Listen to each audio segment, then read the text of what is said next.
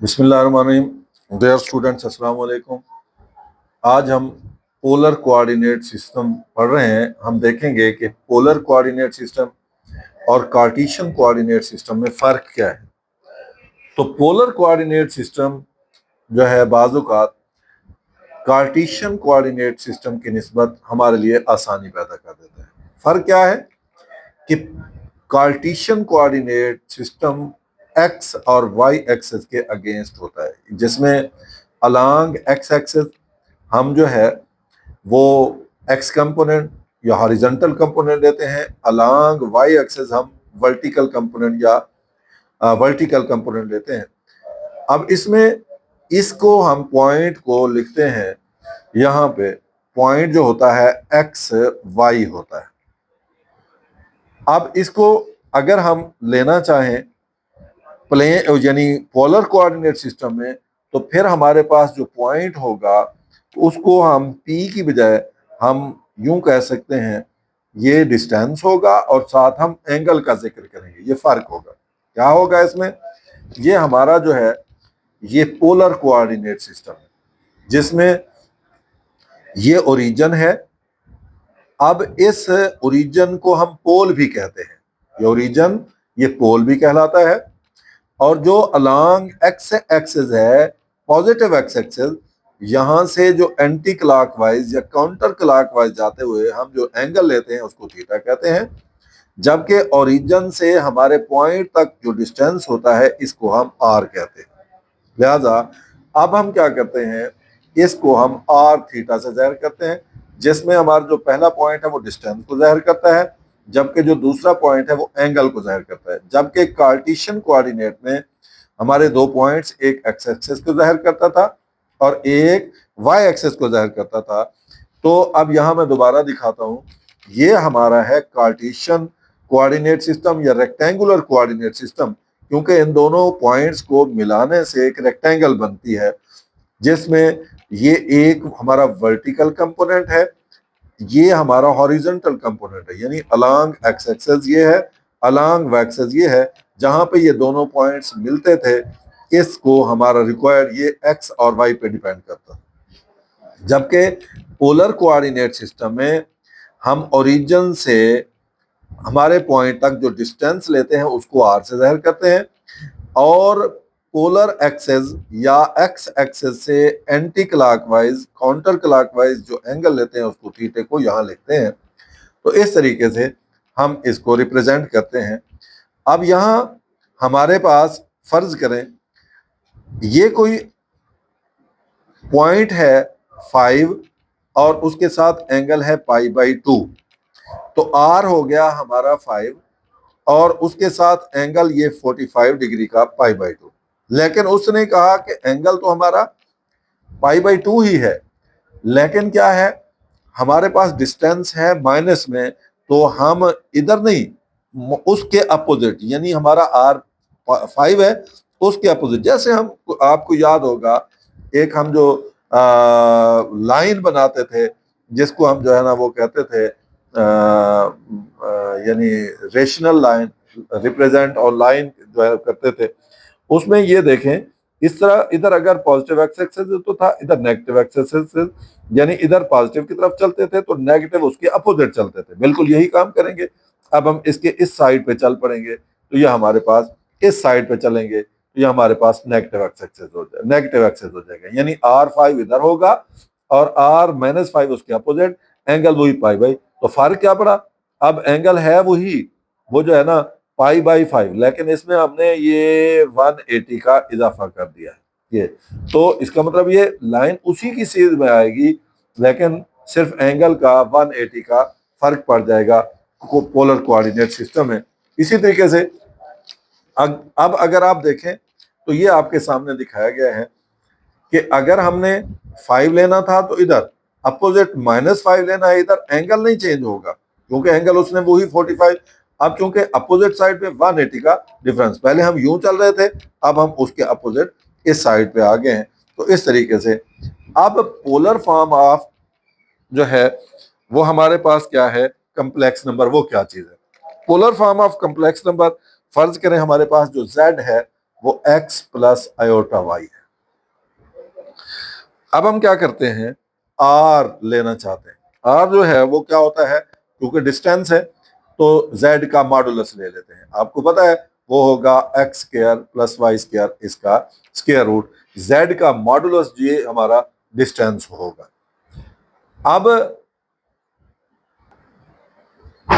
अब अगर आपको याद हो, हमने 9th में पढ़ा था एक्स वाई प्लेन।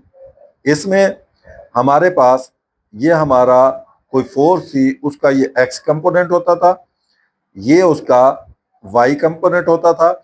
हम उसको जब रिजल्टेंट फाइंड करते थे तो ये, अब चूंकि ये एक राइट ट्रायंगल बन गई है, लिहाजा इसको हम कहते थे एफ।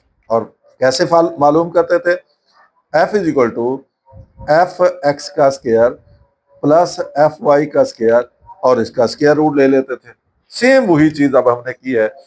अब इसको हमने यहाँ पे यानी पोलर सिस्टम में हमने एफ एक्स की बजाय ये एक्स लिया है और ये एफ वाई की बजाय ये वाई लिया है और इसको हमने आर कह दिया है, यानी ये एक हमारा हाइपोटेन्यूस है। तो अब आर जो है, R square is equal to x square plus y square हो गया और आर हमारे पास हो गया x square plus y square और इसका स्क्वायर रूट, जिसे हमने z का मॉडुलस कहा है। तो ये हम डिस्टेंस फाइंड कर लेंगे। अब बिल्कुल उसी की तरफ वापस जाते हैं। अगर आपको याद हो तो हमने उस वक्त, दोबारा मैं बना रहा हूं, ये हमारा f था, ये एफ एक्स था, ये एफ वाई था और हमें ये भी पता है जो tan थीटा होता है वो होता है तो परपेंडिकुलर ओवर बेस होता है। अब उस हिसाब से हमारे पास tan थीटा होता था perpendicular over base F y over F x. तो थीटा क्या होता था, थीटा tan को उधर ले जाते थे, tan inverse F y over F x. ये 9th क्लास की फिजिक्स हमने पढ़ी थी। अब यहाँ पे क्या है, अब हमारे पास जो थीटा है वो है tan inverse y over x, क्योंकि F y over F x नहीं है, ये आपके सामने ये y ओवर x। तो ये हमारे पास हो गया। इस तरीके से हम एंगल भी फाइंड कर सकते हैं। और एक और चीज हमने पढ़ी थी, अगर आपको याद हो तो हमने एफ एक्स को एफ कॉस थीटा कहा था और एफ वाई को एफ साइन थीटा कहा था। तो ये अब हमारे पास एफ एक्स नहीं है, तो अब अगर आपको याद हो तो अब एफ एक्स की जगह पे हमारे पास है, यानी यूं समझ लें इसका एक्स कंपोनेंट वो है आर कॉस थीटा और जो इसका वाई कंपोनेंट है वो है आर साइन थीटा। अब अभी हमने लिखा है कि जो आर होता है वो हमारे पास उस वक्त होता था F is equal to F cos theta whole square plus F sine theta whole square होता था, क्योंकि एक्स प्लस वाई। अब हमारे पास क्या है, उसकी जगह पे है आर, वो है R cos theta whole square plus R sine theta whole square. और अगर हम बात करें z की, z क्या है, z हमारे पास है x प्लस आयोटा y। तो इस हवाले से x हमने कहा है और cos theta plus iota y क्या है, sine theta, R sine theta. लिहाजा जो हमारे पास z हो गया वो हो गया R cos theta plus iota R sine theta.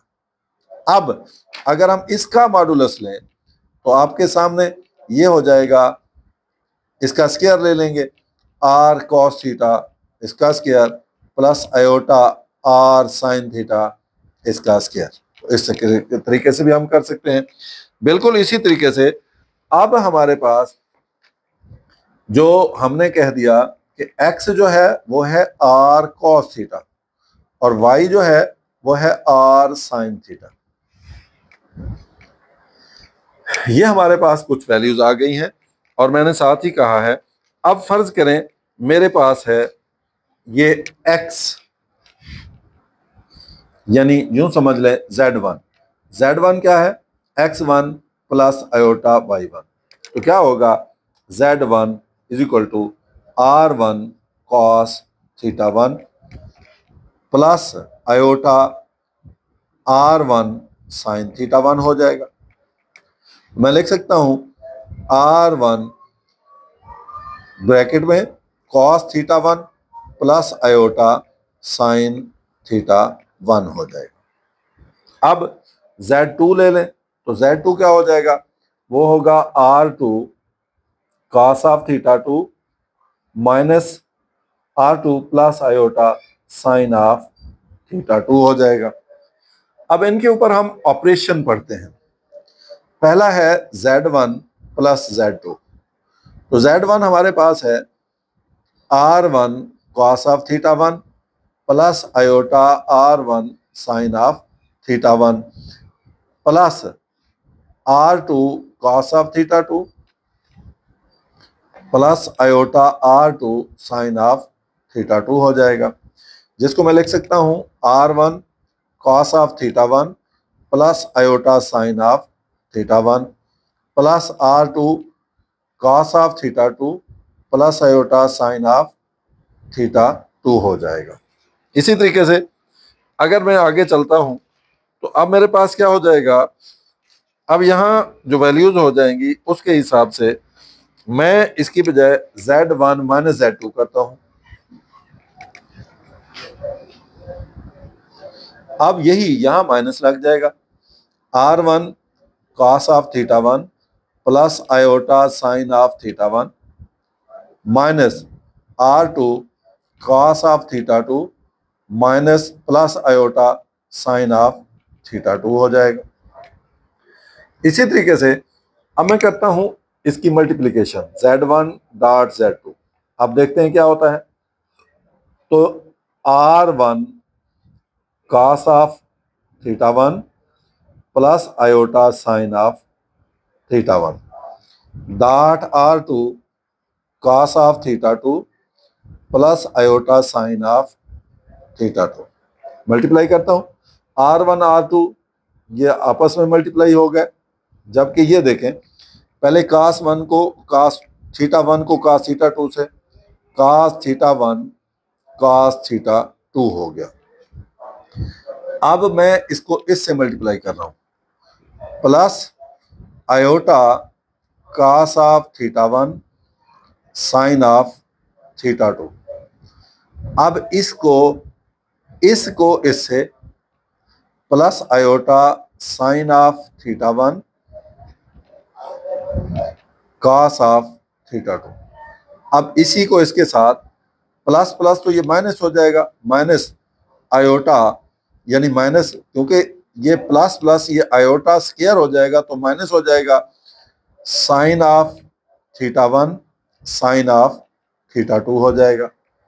मैं यहां लिखता हूं R1 R2 cos of θ1 cos of θ2 minus sine of θ1 sine of θ2 plus iota बाहर ले लिया, cos of θ1 sine of θ2 plus sine of θ1 cos of θ2। अब मुझे पता है कि जो cos of θ1 cos of θ2 minus sine of θ1 sine of θ2 जो होता है, ये होता है cos ऑफ θ1 प्लस θ2 होता है। इसका मतलब है R1 R2 ये हो गया cos ऑफ θ1 प्लस θ2 हो गया, प्लस आयोटा ये cos of θ1 sine of θ2 plus sine of θ1 cos of θ2 ये होता है साइन ऑफ θ1 प्लस θ2 होता है। इसका मतलब ये हुआ, जब हम दो इसको जाहिर मल्टीप्लाई करते हैं तो उनके एंगल्स ऐड हो जाते हैं। अब हम डिवाइड कर रहे हैं, जब हम डिवाइड करेंगे तो फिर देखते हैं क्या होता है। फर्ज करें ये हमारा है Z1 ओवर Z2। ये हो जाएगा R1 cos of theta 1 plus iota sine of theta 1 over R1 R2 cos of theta 2 plus iota R2 sine of theta 2। यहां से R1 कॉमन ले लिया, cos of theta 1 plus iota sine of theta 1। नीचे देखें, R2 common ले लिया, cos of theta 2 plus iota sine of theta 2। मैं इसका कॉन्जुगेट लेकर ऊपर भी नीचे भी मल्टीप्लाई करता हूं। मल्टीप्लाई बाय, अब cos of theta 2 minus iota sine of theta 2 over cos of theta 2 minus iota sine of theta 2। ऊपर वाले आपस में मल्टीप्लाई होंगे। ये हो गया आपके पास R1 cos of theta 1 cos of theta 2। अब देखें जी, इसको इससे minus iota cos of theta 1 sine of theta 2। अब इसको इसके साथ plus iota sine of theta 1 cos of theta 2। अब इसी को इसी के साथ minus iota square sine of theta 1 sine of theta 2। अब आप जरा गौर करें, जब मैंने इन दोनों को डिवाइड किया तो मेरे पास जो आया है उसके मुताबिक मैंने इसको ऐसे लिख दिया, डिवाइडेड बाय, ये R2 तो बाहर है, ये A plus B A minus B, यानी cos थीटा 2 इसका square minus iota sine of theta 2 इसका स्क्वायर। ये नीचे आ गया। अब जरा ऊपर गौर करें, R1 cos of theta 1 cos of theta 2 minus, अब यहां पे आप देखें मैंने ये साथ cos of theta 1 cos of theta 2, ये देखें, ये आपके पास आयोटा स्क्वायर है, ये आयोटा स्क्वायर, ये माइनस है और आयोटा स्क्वायर है, माइनस माइनस प्लस हो जाएगा, लिहाजा plus sine of theta 1 sine of theta 2। इसकी मैं थोड़ी सी जगह बदल रहा हूं। अब यहां पे क्या हो गया हमारे पास, ये आपके सामने है, plus iota sine of theta 1 cos of theta 2 minus iota sine cos of theta 1 sine of theta 2। ये नीचे जो है R2, ये cos थीटा 2 इसका स्क्वायर प्लस, क्योंकि ये माइनस है, आयोटा का स्क्वायर, ये प्लस हो जाएगा साइन ऑफ थीटा 2 का स्क्वायर। R1 ओवर R2, ये R1 ओवर R2, इसको देखें, cos of theta 1 cos of theta 2 plus sine of theta 1 sine of theta 2, ये होता है cos of theta 1 minus theta 2 plus, आप इसको देखें, iota sine of theta 1 minus theta 2 over ये cos square theta plus sine square theta हम पढ़ चुके हैं 1 होता है। लिहाजा मेरे पास जो फार्मूला Z1 ओवर Z2 का बना है, जब हमने डिवाइड किया है, वो है R1 over R2 cos of theta 1 minus theta 2 plus iota sine of theta 1 minus theta 2। इसका मतलब है जब हम मल्टीप्लाई करेंगे तो दोनों एंगल्स प्लस होंगे, जब हम डिवाइड करेंगे तो दोनों एंगल्स माइनस होंगे।